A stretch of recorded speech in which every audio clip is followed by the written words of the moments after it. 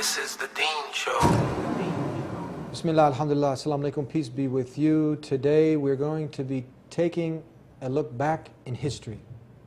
And we're going to show you how, when Muslims ruled a certain part of the world, how they were living in peace with Muslims, Jews, Christians, how they were at the pinnacle of science, of inventions, of knowledge, how there was truly peace when the Muslims ruled according to the divine law that was sent down, the Quran, and the authentic sayings, traditions of the last and final messenger sent to mankind, the Prophet Muhammad, peace be upon him. It was definitely a time where you didn't have to lock your doors, crime was almost eradicated, and so many other wonderful things were going on, but there was truly peace. So when we come back here on the Deen Show, we're going to learn more about this with Dr. Jerald Dirks. We'll be right back. Sit tight. This is the Deen Show. This is the Deen Show. This is the Deen Show. This is the Deen Show. This is the Deen Show. This is the Deen Show. This is the Deen Show.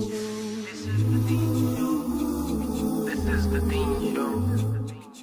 This is the Deen Show. This is the Deen Show. This is the Deen Show. This is the Deen Show. Peace be with you. Assalamu alaikum. How are you, Dr. Jerald Dirks? I am fine, and peace be upon you, brother. Thank you for finding the time to be with us here again on the Deen Show. My pleasure. Now you have your own section on TheDeenShow.com. People can go there to read about you, to know about you. They can log in, www.TheDeenShow.com. We've done several shows. You have your own personal section there. Okay. All right. Today, we're going to be talking about when Muslims ruled a part of the world and the peace that came with that time. Can we get into this topic and talk to us about this, please? I think probably the best example of this would be Muslim Andalusia. Andalusia. Yeah, which, Andalusia refers to the Iberian Peninsula, Yes. or what today is Spain and Portugal. And this was really a remarkable period in the world's history. But before we journey into Muslim Andalusia, we probably ought to take a step back and look at why there even was a Muslim Andalusia. Because a lot of people say, Muslim Andalusia, oh my goodness, there's Islam conquering by the sword again. Yeah.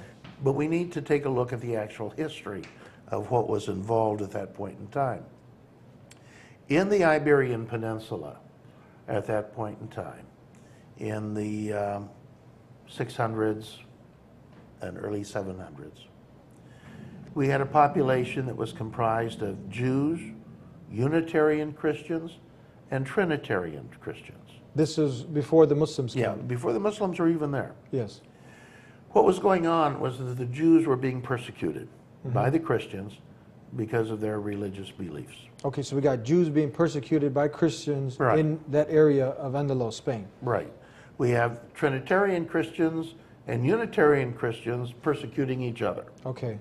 So this is a place of tremendous religious strife. Who was the king there at that time? Was it? Well, the king was Waitez, or Witiza, Yeah. was the king who was right before the Muslims moved into Andalusia. I heard there was very high taxes. Crime was also very rampant. Well, I think the thing I want to focus on, Okay. though, is this religious persecution. Yeah. That people were not free to practice their religion. They weren't. Okay. No.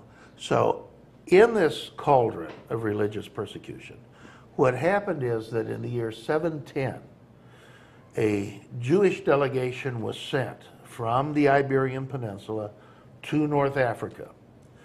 A Christian delegation was also sent, a Unitarian Christian delegation. And they came to the Muslim rulers in North Africa, and they said, come into the Iberian Peninsula. We need you to come in and take over. As a result of this, in the year 711, a small Muslim army under the command of Tariq ibn Ziyad invaded what is today Spain. Now, the key thing to remember is as soon as they landed, they were immediately joined up with by Jews and Unitarian Christians. So this was not simply a Muslim invasion. Yes. This was an allied assault by Jews, Unitarian Christians, and Muslims, all fighting against a persecuting Christian group. Now, in fact, one of the Christian rulers of Ceuta joined the Muslim alliance at this time. So, you know, this is conquest by the sword, is really misleading. This is a myth.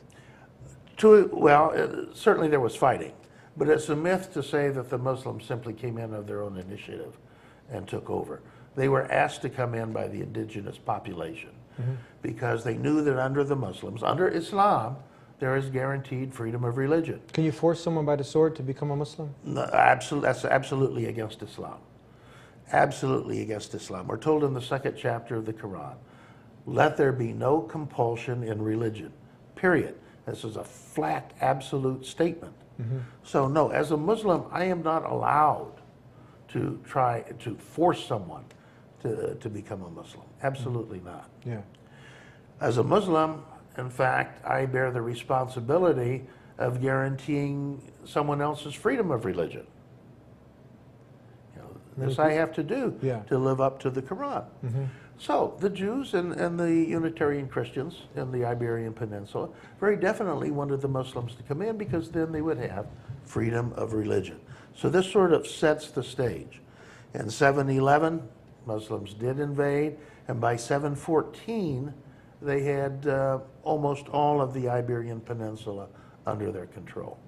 So how was it now? Muslims come in, was there havoc? Was it hell? Well, what happened was the Iberian Peninsula entered its golden age. Golden age. Golden age. So that's the antithesis now of havoc and hell. I mean, golden age, you're talking about like more like heaven on earth? Well, you know, the rest of Europe is looking at the Dark Ages. Okay. But in the meantime, in Muslim Andalusia, we're seeing never before seen progress in agriculture, in architecture, in literature, in science. The Greek classics are being studied in Muslim Andalusia. In fact, this is an interesting thing. If you go to college today and you take a course in Plato, and you read Plato's works, you're reading an English translation of a Greek translation of an Arabic translation of the Greek original. Wow. Because these Greek works were preserved in Arabic, and that was really about the only place they were preserved. Let's take a break. Hold on off that note. We'll be right back with more on The Deen Show. Whatever Allah commands you to do, you need to do it. Islam has tolerance and mercy and compassion. To know that Allah, will forgive you as long as you do what you need to do, as long as you turn back to Him.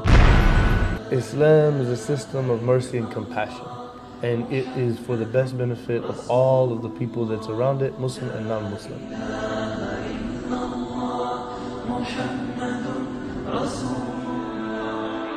Back here on The Deen Show with Dr. Jerald Dirks, we're talking about the golden ages, you said it. Yes. Heaven on earth? Oh, well, I don't think we can classify anything as heaven on earth. Nothing can compare to the delights that are waiting, the paradise, and of receiving when you do God's will and you live a righteous life, and then God gives you His mercy and grace, and you get that paradise. But it was a good time. It was overall peace. Oh, compared to the rest of Europe, it was things tremendous. Were going. Yeah, it was tremendous. I mean, here you had universities operating. You had intellectual advancement taking place. You had advancement in so many different areas, whereas the rest of Europe was basically still in the Dark Ages. Now let me ask you this. Was God's law, according to Islam, implemented at that time in Spain? In many places it was. Yes. We always have to acknowledge that there's always exceptions. Yes. And that some individual may be the exception. But as a general rule, yes. So we had freedom of religion. Yeah. And in fact, About 5 years ago, Harvey Cox, celebrated Christian theologian, wrote a short article in the Harvard Divinity Bulletin in which he talked about Muslim Andalusia and held it up as the shining example of interfaith dialogue, that this was the crowning pinnacle of interfaith dialogue. Amongst other things, Cox talked about what he calls the convivencia, this period of conversation going on. And he notes that Muslim scholars, bearded rabbis, Christian priests, and monks all sat around a table together, studying and reading over old manuscripts under the auspices of Bishop Raymond of Seville. So, I mean, this is one classic example. You know, put together your Jewish rabbis, your Muslim scholars, your Christian priests and monks. They're all sitting around this huge table, jointly studying. You know, this is, where do we have this really happening even today? So you mentioned that at that time, science was really at its pinnacle also. And tell us now, because a lot of time when you mention religion, and then people feel it conflicts with science. But when we study here, we see that there's no persecution of scientists at that time? No, just the opposite. You know, Islam has always encouraged the development of both religious knowledge and secular knowledge, has been a champion of the sciences. You had early Muslims accurately figuring out the circumference of the earth when most of Europe was still convinced that the earth was flat. So science has always been important in Islam. Another example of this interfaith cohesion that we see in Muslim Andalusia is under Abdul Rahman III, the caliph or ruler of Muslim Andalusia between around 912 and 961. Here's the ruler of Muslim Andalusia, and he goes and appoints Hussai ibn Shapira, a Jewish rabbi, to be his foreign minister. So again, we see this interfaith working together that is taking place in Muslim Andalusia. A far cry from what we often see today. Other examples, Dante's Divine Comedy, heavily influenced, Harvey Cox would argue, by Arabic sources that were from Andalusia.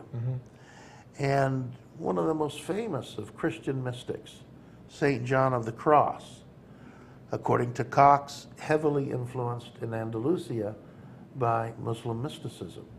So we have this crosstalk going on with some influence taking place. Perhaps one of the most exciting examples of that is to turn to Cordoba, the city of Cordoba in Muslim Andalusia in the first half of the 12th century. And we have two giants, intellectual giants, living in Cordoba at the same time.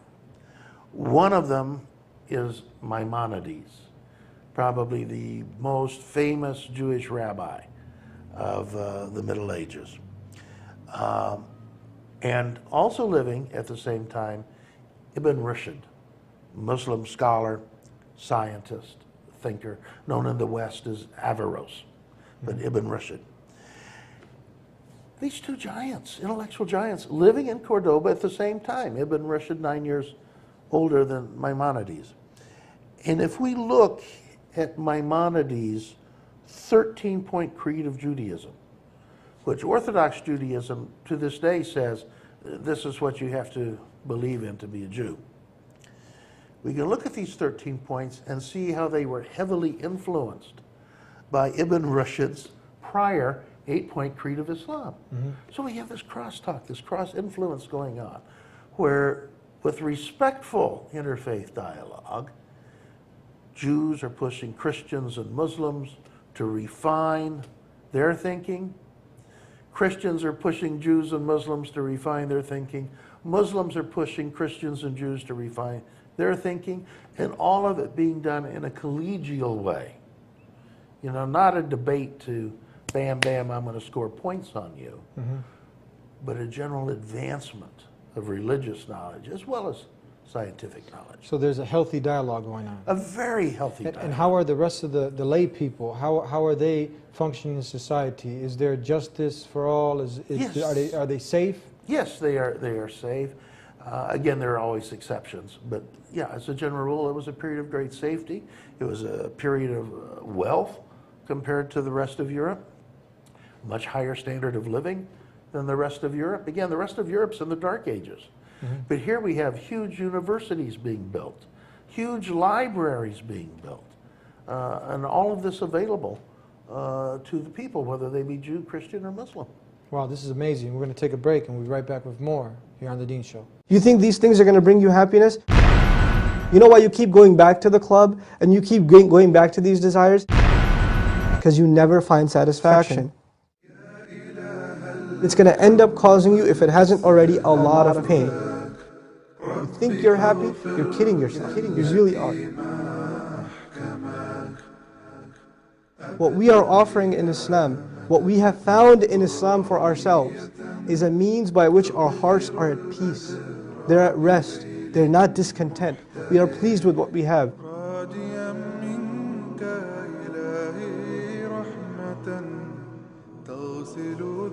Back here on The Deen Show, and we're talking to Dr. Jerald Dirks, and we're giving a great example from history when Islam was implemented, that there was justice, that there was peace, that Jews, Christians, and Muslims were having healthy dialogue. They were collaborating. Science was at its pinnacle. Other people you had mentioned were in darkness. Yeah, throughout Europe. Talk to us a little bit about this. Yeah, throughout Europe, this was the Dark Ages. This was a period where knowledge was being lost, not gained. It was a period of losing intellectual knowledge, not advancing intellectual knowledge. But Muslim Andalusia was very different, and continued that way for several centuries, though eventually under what's called the Reconquista, or the reconquering, you saw various Christian kingdoms, Castile, Aragon, Leon, etc., beginning to push the Muslims back, primarily because the Muslims began to fragment and establish their own little petty fiefdoms as opposed to remaining a unified force. And so finally, by the late 1400s, the Muslims were practically driven out of the Iberian Peninsula.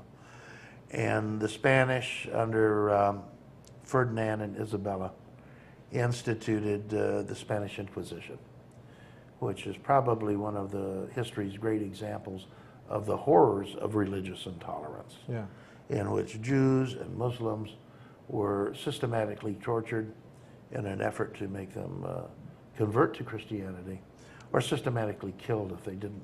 This was terrorism. Oh, absolutely. At the highest level. State-sponsored terrorism. We're told that somewhere between 100,000 and 170,000 Jews refused to convert. And in 1492, by the proclamation of Ferdinand and Isabella, any Jew who did not convert to Christianity was expelled from Spain. So this left 100,000 to 170,000 Jews in the Iberian Peninsula that simply had to leave. Boom. So what do? How do they manage to survive? The answer is the Sultan Bayezid II, who is the Sultan, the ruler of the Ottoman Empire, Muslim kingdom, sent his naval fleet under the command of Admiral Kemal Reis to evacuate the oppressed Jews and Muslims Now the from the Iberian Muslims Peninsula. are sending their fleet to go and help the Jews. Yeah, to evacuate the Jews from Spain. Very interesting. And resettle them in North Africa and in Turkey, etc. And give them places to stay, food and shelter. Yes. Muslims are doing this. Absolutely, Muslims are doing Wow. this. In fact, the Sultan is quoted as saying, they, meaning Ferdinand and Isabella, impoverished their kingdom and enriched mine, referring to the Jews who left Spain and came to live in the Ottoman Empire. And in the Ottoman Empire, they were granted religious freedom, which they didn't have in Christian Spain. And they were granted limited self-government, which they certainly didn't have in Christian Spain. Mm-hmm. So there was always amongst the Jews or Christians living under Muslim rule, there was justice, there was dialogue, healthy dialogue, and people weren't now scared of their life or being, cut by the sword. Right, exactly. Oh, exactly. That, especially for the Jews, this was a great point of religious freedom. It's unfortunate that we tend to look at Jewish-Muslim relationships only through the prism of the last 60, 70 years. Mm-hmm. And we fail to see that up until that time, we have this centuries-long history of working together. Yeah. Where Muslims were rather consistently befriending Jews, Yeah. Granting them religious freedom, etc., that they did not have in Christian countries. Why do you think now, in the last few minutes that we have, there's this sensationalism that's created, and there's this hype in the media that, Islam is coming, Islam's going to get you, and then if it comes, that's it. All your freedom, everything that, of good you have is going to be gone. Mm-hmm. And they create this fear, frenzy in the people. Why do you think this is? Well, it sells. Sells, business. Sure, it sells. You sell newspapers this way, you sell magazines this way, you sell advertising on TV because your TV ratings are going up, because you're giving a sensational story. It's the old thing, dog bites man, you're not going to put it on the news, man bites dog, we're going to headline. Yeah. Turn on your local news, what headlines it? It's fires and auto crashes and, murder and mayhem, because this sells. Unfortunately, the golden age doesn't sell. Yeah. And how important was that golden age? I mean, it's crucial. Harvey Cox, going back to that article I referred to earlier, looking down the road after the end of Muslim Spain, looks at Miguel de Cervantes' classic book, Don Quixote, and sees Don Quixote as being a nostalgic wish to recapture what was lost with the fall of Muslim Andalusia. This is Spain's greatest literary work. A nostalgic wish for the return of what was lost when Muslim Andalusia fell. Wow, amazing. This is very enlightening. Thank you again for being with us. And if somebody wants to get a hold of you, to have you come down to get your books, to invite you for a lecture, how can they do that?